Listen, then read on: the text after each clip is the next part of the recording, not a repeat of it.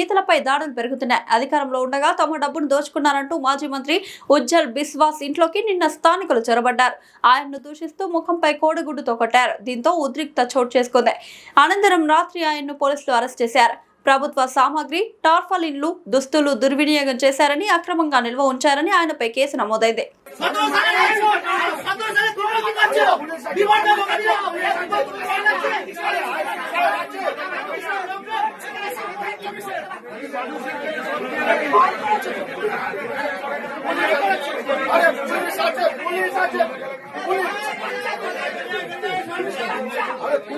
Police বুঝবে, আইন বুঝবে।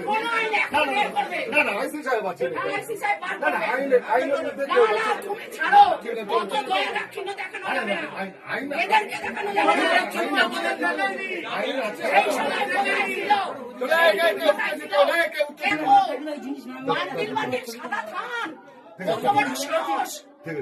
সাদা থান দেখেছে ও মেয়েদেরকে কি মনে করে?